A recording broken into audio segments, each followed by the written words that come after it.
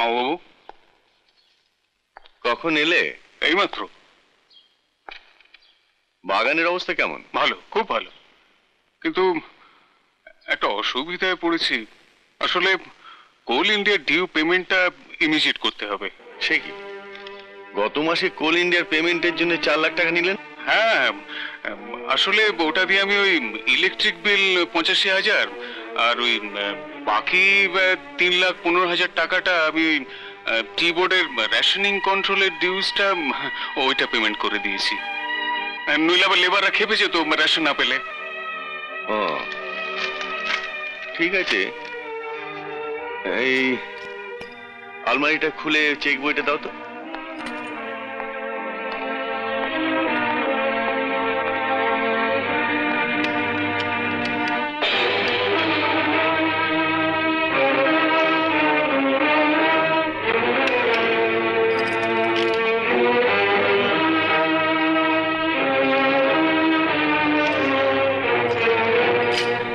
ওহো, কলমটা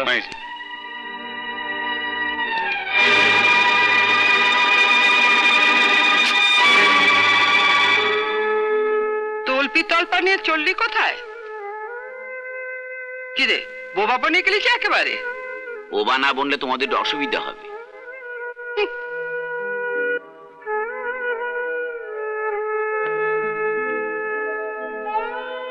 বাবু,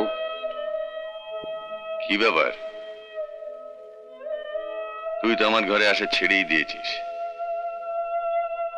টাইমটা পর্যন্ত আসে না। কিছু বলবি? আমি 10 দিনের ছুটি চাই।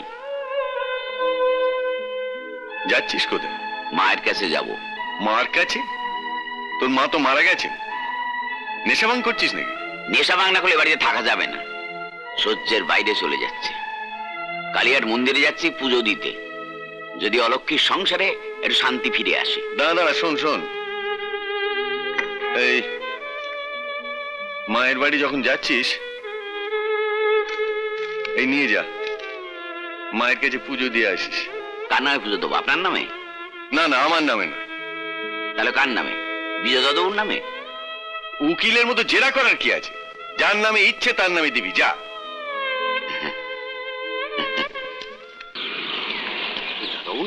দাদু! আরে দাসুদা, তুমি কলকাতায়? মায়ের পুজো দিতে এসেছিলাম, পুজো আমার সার্থক হলো। চলো চলো, আমার বাড়ি চলো, এই তো কাছেই। এসো। হ্যাঁ চল। এই যে এখানে। এসো, দাঁড়াটা সারপ্রাইজ দিই ওকে। এই মাধবী, মাধবী, আরে শিগগির এসো। এই দেখো কাকে এনেছি। দাসুদা, এই নাও, এই বাজারটা রাখো। তুমি দাসুদাকে বসো, আমি একটু মিষ্টি নিয়ে আসি। হ্যাঁ হ্যাঁ, এই যাও যাও, বসো বসো। এই ওকে চা করে দিও। হ্যাঁ, আমি এক্ষুনি আসছি, যাবো আর আসবো। তুমি বসো, আমি তোমার জন্য চা করে আনছি।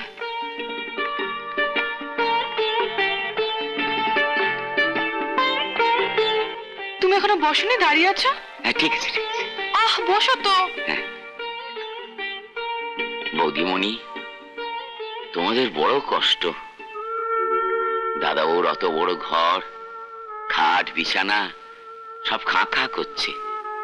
তোমার দাদা বাবুর যত কষ্ট সব আমার জন্যে, তাই না দাসুদা? না, সবই ভাগ্য। এই নাও, এই মিষ্টিটা রাখো। আমি বসছি। দাসুদা, তুমি ভুলে গেছো আমি কিন্তু এখন বিশাল টি গার্ডেনের মালিক বীরেন রায়ের ছেলে নই, একজন অতি সাধারণ চাকরে তোমার মতো। দাদাবাবু, বাবু কিন্তু এখন অনেক নরম হয়েছে। ভালো না সবসময় চেয়ারে বসে বসে কি সব ভাবেন। দাদাবাবু, বাড়ি চলো না, যে আসছে তার কথা ভেবে চলো না বাড়ি। না দাসুদা, এখন তো সম্ভব নয়। ট্রাম দেখলাম, দোতলা বাস দেখলাম, পাতাল রেল দেখলাম। আর কিছু দেখলি না? আগে না। অপদার্থ দেখেছি, রাম সীতা। রাম সীতা? কলকাতায় রাম সীতা কোথায় দেখলি? হ্যাঁ গো বাবু, রাম সীতার বনবাস দেখে এলাম। সত্যি সীতা এসে দরজা খুলে দাঁড়ালো, আমারে জিজ্ঞেস করলো বাবা কেমন আছে। বাবার দিকে নজর রেখো দাশুদা। তুই কি বলছিস আমি তো কিছুই বুঝতে পারছি না। তুই কি সোজাভাবে কথা বলতে পারিস না? সোজা কথাই তো বলছি বাবু। বিজয় দাদা বাবু আর বৌদিমণিকে দেখে এলাম, সাক্ষাৎ সীতা দেবী।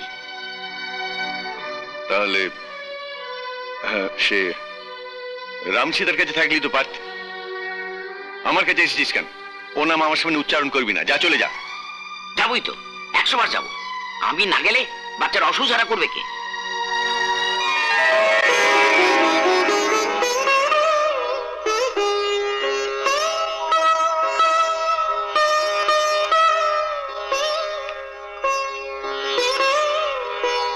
শুনলে শুনলে আশা, তুমি ঠাকুমা হতে যাচ্ছ। তুমি ওদের আশীর্বাদ করো যাতে ওরা ফিরে আসে। আমি আর পারছি না।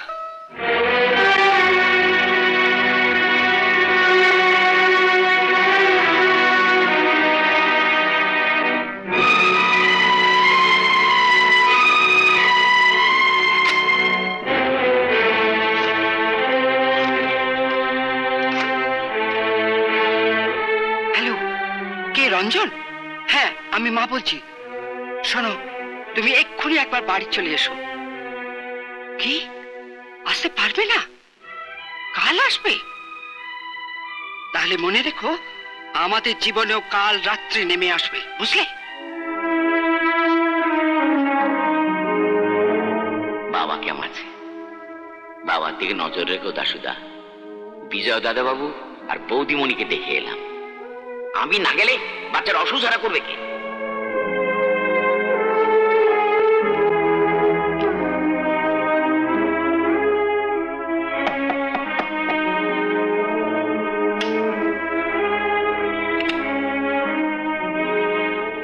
কি কর্তাবু, আপনি এত রাত্রে?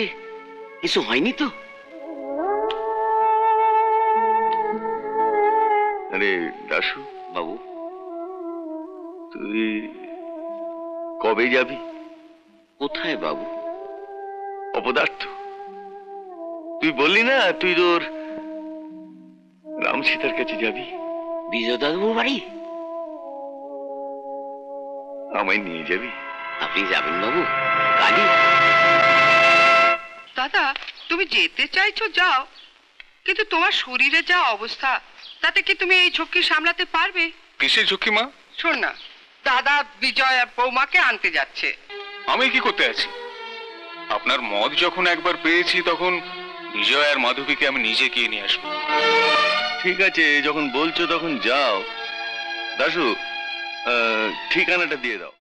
এরকম আরো অনেক সিনেমা দেখতে হলে ডাউনলোড করুন ক্লিক অ্যাপ।